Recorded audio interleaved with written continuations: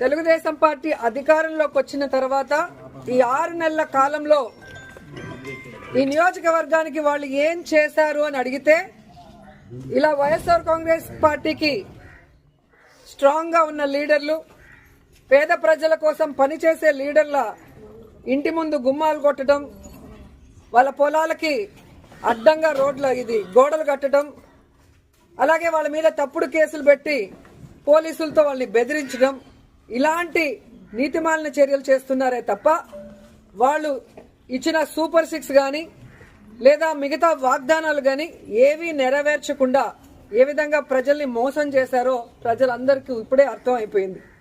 కానీ దురదృష్టం ఏంటంటే ఈ పంచాయతీలో తాగే నీళ్ల దగ్గర నుంచి ప్రజలకి అన్ని అందుబాటులోకి తీసుకొచ్చే సచివాలయం, ఆర్బీకే సెంటర్ అన్నీ కూడా ఇక్కడ లీడర్లు వాళ్ళ ల్యాండ్ ఇచ్చి కట్టించి ప్రజలకు అన్ని అందుబాటులోకి తీసుకొచ్చారు.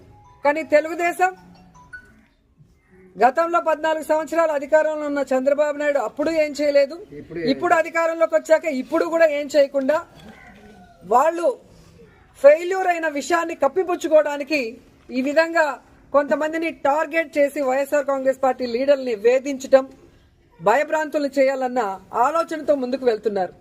వాళ్ళు అర్థం చేసుకోవాల్సింది ఒక్కటే, మా నాయకుడు జగన్మోహన్ రెడ్డి గారు భయం అనేది ఆయన బ్లడ్ లో లేదు. ఆయన వెనక పనిచేస్తున్న మేమందరం కూడా జగనన్న సైనికులుగా ముందుకు వెళ్తున్నాం. ఎవరికి భయపడే పరిస్థితి లేదు. ఎందుకంటే వైఎస్ఆర్ కాంగ్రెస్ పార్టీలో మేము ఎవరు తప్పు చేయలేదు. 5 ఏళ్లు కూడా ప్రజలకి మంచే చేశాం, నియోజకవర్గాలన్నీ అభివృద్ధి చేశాం. ఈ రోజు మీరు మోసంతో అధికారంలోకి వచ్చారు, ఈవీఎంలు మ్యానిపులేట్ చేసి వచ్చారు, ఏ విధంగా సూపర్ 6 అంటూ ప్రజల్ని మోసం చేసి వచ్చారు. మీరు సిగ్గుపడాలి, మేము సిగ్గుపడాల్సిన అవసరం లేదు. కానీ ఈరోజు టీడీపీ వాళ్ళని హెచ్చరిస్తున్నాం, ఇలాంటి పనికిమాలిన కార్యక్రమాలు మరొకసారి చేస్తే సహించేది లేదు.